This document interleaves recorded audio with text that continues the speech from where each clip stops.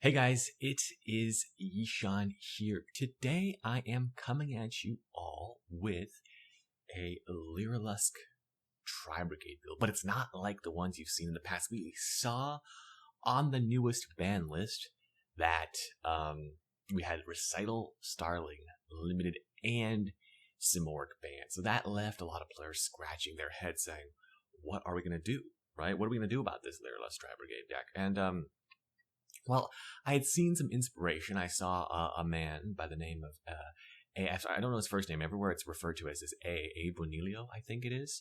And he's an Italian player, correct me if I'm wrong, from Team Purple Haze. I'll put a link to his original deck profile on the channel, but he got second place at the YCS, still in the old format. And he was playing a very light bird engine. This is something I had envisioned originally with when I first saw Lyrilusc Bird Call, was that this was definitely a possibility. But he was playing it with still when there was all this, Barrel Canary, double Recital Starling support. And of course, that doesn't exist. I mean, you can still play Barrel Canary, but it's a lot weaker with Recital Starling on one, and then there's also no Simoric, which is what was one of the huge reasons to play birds in the first place. But he was playing none of that, and he was playing Revolt in a very light Lyrilusc Tri-Brigade engine. And I was like, wow, that's really interesting. And now with the new format, I've seen that DPE is is really hot as well, right? They only semi-limited Fusion Destiny, right? So you could still do that. And I thought, why not combine the two? And of course, I don't think I'm the only one with this idea, but it was sort of like, well, if you're going to play the light birds, the Lyrilusc Turquoise Warbler, why not extend it with DPE? And so that's sort of how this deck was born. So that's sort of the theory behind this deck. It's hard to hand trap, right? So it's unlike the Rescue Cat version, which is a little bit harder to hand trap. Let me just actually get into the deck profile. I feel like I've sort of wasted enough time here. But yeah, so it's a sort of a light bird DPE Tri-Brigade deck. I guess that's what we would call it, right? And we start out with Refractal. The Tri-Brigade engines are really, really simple. Although, what do you guys think about the Megating Tri-Brigades? I think this prismatic rarity looks so good, in my opinion. It looks fantastic, in my opinion. I don't know what else to say. I just think it looks fantastic. I don't know what you guys think. Super versus Ultra Nerval, I'm not sure, but I play 3 of it anyway. This one looks pretty good. Kid only comes in 1 rarity, so you don't really have a choice. I play 3 of it as well. And then 2 Karas, which it makes sense to me. I don't know, Super, Ultra, it's hard to decide. But I really like the Prismatic Fractals. I think that rarity looks sexy. But, pretty standard Tri-Brigade engine. So not much more to say there. It's just great, honestly. But this is where it gets interesting. I mean, we play the bird still. We play triple Turquoise Warbler, just the best. I mean, you don't even need to open bird combo. This is just a Tri-Beast extender. What I really like about the birds, and I think it puts it over the Rescue Cat, and I don't know why I didn't think of this earlier, which was just, number one, it's harder to hand trap. It does require more cards. I play with 1 brown bird, by the way. That's it. That's 4 birds. That's it.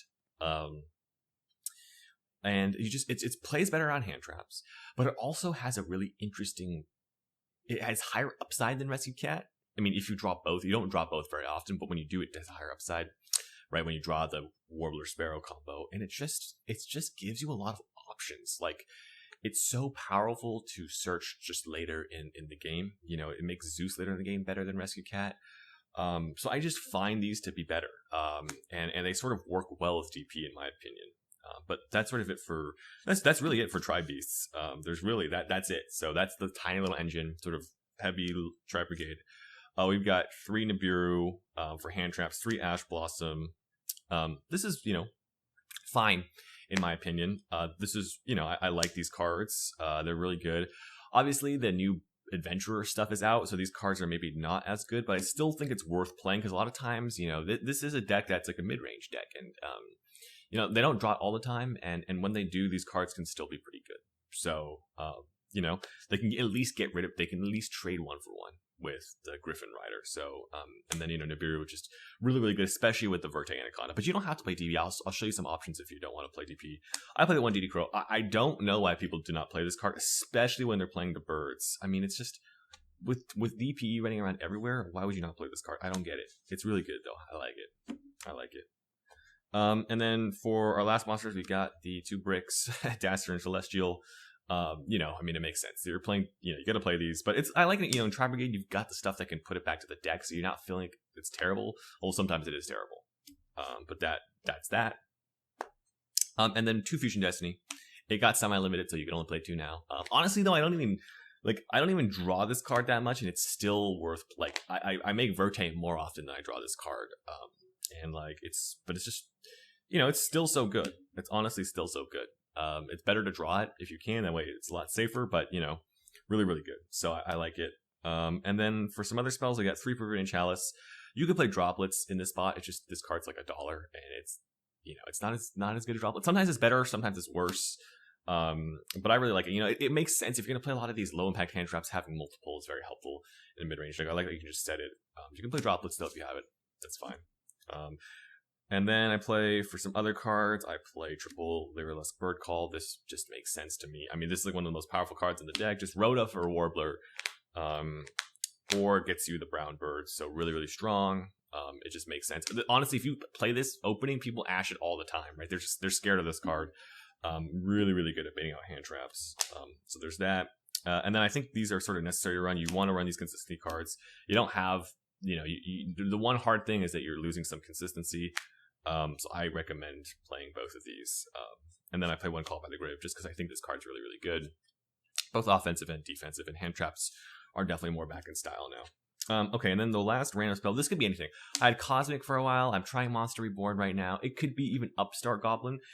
If you have Pot of Prosperity, definitely make some room for that in your deck, right? You could easily run 3 Prosperity in this deck. I just, you know, it's fine. Like, Monster Reborn is good though. You revive DP sometimes when it's dead, an extender.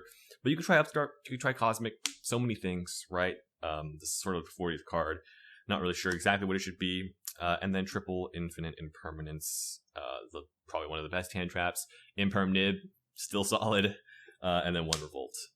This is really, really good. I missed this card so much when I played Birds, and this card is like, you know, it's still here. You only need 1 of it for sure. I've tried 2. You really don't need 2. You only need 1.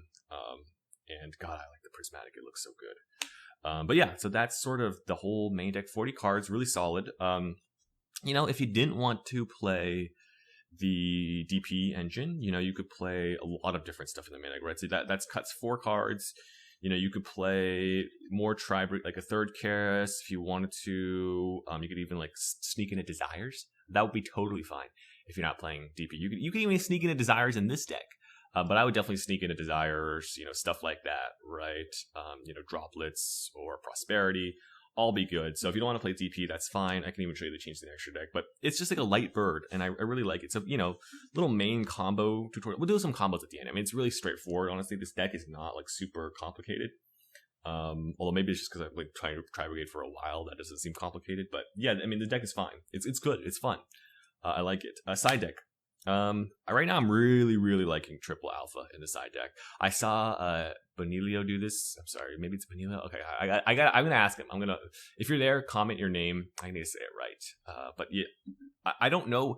It makes people put this card in originally when people started playing Tri-Brigade, and it wasn't that good. Mostly because Virtual World was everywhere. I feel like, but now that this card is just every time I've drawn it going second, I've been happy in this deck, and especially because especially because I'm playing DPE, this card just exerts so much pressure. It's able to bounce as an extender. It's really, really good. It's good against the adventurer stuff. You just special it and run over the Griffin Rider, and you're good to go there. Then you can even maybe bait out a second negate, so you can like run over the Griffin Rider, try to bounce whatever else they have to negate. If it doesn't destroy, you just get left with something on the field that can make Ferret Jet, or you know, go into Verte. So I really like this card every time I've drawn it because of its typing. Pancrotop's just solid going second card. So I really like that there. These cards work well with lots of hand traps because your opponent puts up like suboptimal boards, and then boom, you just slap this down and attack, bounce some stuff. It's like it does everything, right? It clears the rest away. It's really, really good there. I've got 1 hand trap. I'm right now I'm trying Droll. Just it's okay. I think Lancia might be really good as well. I'm not exactly sure here. Like, Lancia could be good, Droll could be. What do you guys think? I don't know what to decide as like a hand trap going second card. Like, if I want an extra hand trap, is Lancia the way to go? Maybe both. Just with all the adventurer stuff, you want hand traps that impact early. But maybe Lancia's the way to go. Just this is okay. Again, I'm not sure how I feel about this, honestly. Like, yeah, it's really quite interesting. I don't know. What do you guys think? What have you been finding success with? I'm not sure. Right? So, okay, there's that. And then I'm running 3 Lightning Storm right now. I had Twin in here for a while, but I don't know. I don't know how I feel about Twin, honestly. The cost is not the easiest to pay, which is one of the reasons why Droplets isn't super optimal in this deck. This card can also go against in a variety of matchups. It's not as strong against some of the stuff, but I don't know. Yeah, I haven't been liking Twin that much. I've been putting in the Storms back in. It's tough to say. Like, obviously, you're seeing more of if the Eldritch decks, if they open the Rock Guy, it sucks. But then, obviously, if they don't open the Rock Guy, this card's huge in that matchup. So maybe, it's a little bit of a gamble. I don't know. What do you guys think about back row removal? Obviously, Twin is popular. I've been liking Lightning Storm, though. Just the blowout potential. I got the 1 Harpies, and then the 1 Red Reboot. Red Reboot is just too good in the draft matchups. So they have to have Judgment or else you win, right? So there's that.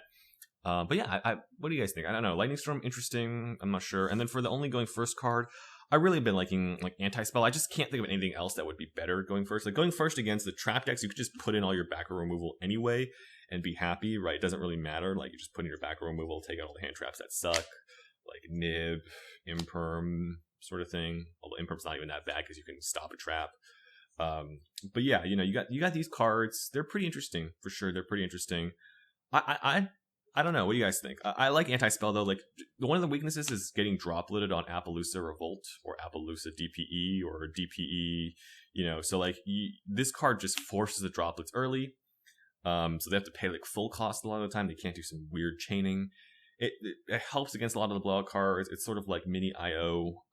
It's not as good as IO because, like, drawing it later in the game is kind of trash. You could play other cards, but just Dimensional Barrier doesn't seem that good right now. I don't know what else you would play here, honestly. So maybe TC Boo, but TC Boo is a bit risky also. So I feel like this just deals with problem cards. It's just good if you need something to go first, right? So yeah, that's that. Okay, let's talk extra deck. Extra deck is pretty straightforward, I think. 2 Ferrojet. You go through 2 all the time. You go through one of your main combo, and it's very often you want the second one. 1 Bear Broom. I mean, you got 1 Revolt, so 1 Bear Broom makes sense. 1 Rugal. You need the Link 3. God, thank you. Finally, they printed this super. But basically, you need it sometimes for Revolt or to get your Revolt live or to just make access code. And then I got 2 Shurake. Just 2 is the right number. Lots of testing. Almirage. So this is generic stuff. You need this to play sometimes. So, and hey, it can turn into DP, especially if your Karas gets impermed. So that's nice. Double Dragon Lords, just a great card. Doom Eagle, just another great card. Again, also helps with access code. A lot of times you go Doom Eagle, shuffle something back, access code. Appaloosa, very, very good. You summon this card all the time. It's just like your generic Link Negate sort of thing. And then, of course, these 2. You don't have to play these 2. So obviously, if you're playing this deck, you have to play these 2. But you could play something like I would just recommend Downer Magician and Recital Starling if you don't want to play these 2. These come up a lot, especially in the Zeus making sort of game. And Recital Starting is really good. And you can only play 1 of it, so it's nice. You get to play the limited cards. But other than like these are good. These are really, really solid. I would recommend playing these if you have them, but again, it's not a big deal if you don't. All right, so just very, very solid. I like that you can turn random stuff into this. Just gives the deck another axis. So you're not always Appaloosa Revolt. It's too easy, right, for your opponent to play around that stuff. Gives you the grind game. Really, really like it. There should be an access code, by the way. I forgot to mention. Question. This is a question for y'all.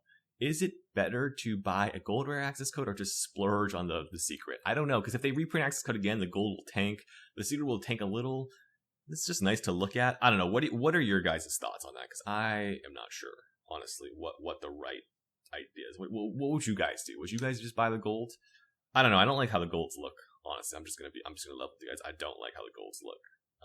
But then it's like $45 more. So maybe I'm fine with it. I don't know.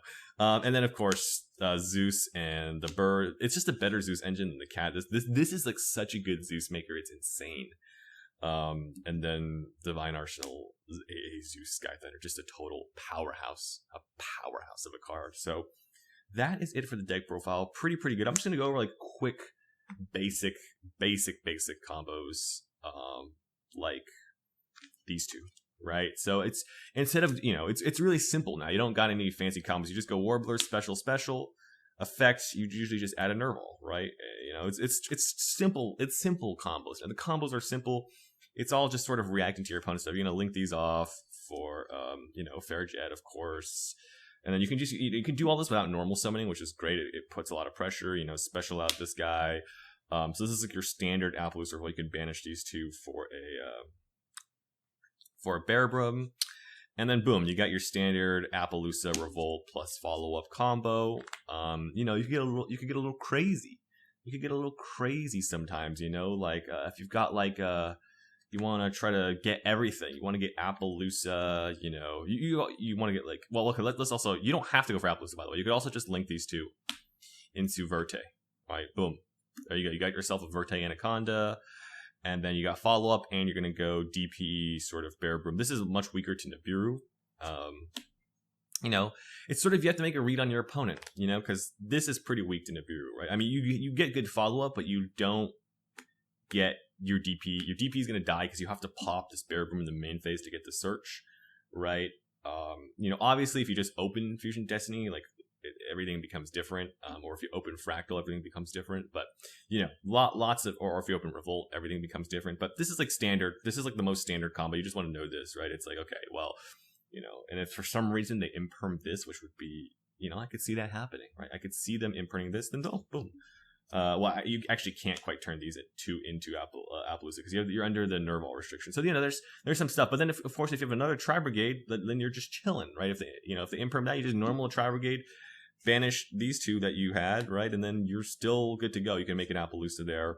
So many options. That's just the sort of the standard combo that you need to know. Okay, so that's really, guys. Let me know what you guys think of the deck profile. Tri-Brigade not dead. I think the nerfs were okay. I'm sad because I feel like I can't play with pure Lyrilusc anymore, but Recital Starling Searching is pretty obnoxious, I'm not going to lie. I got my fun with pure Lyrilusc, you know, so it is what it is. I had my fun. So that is it, guys.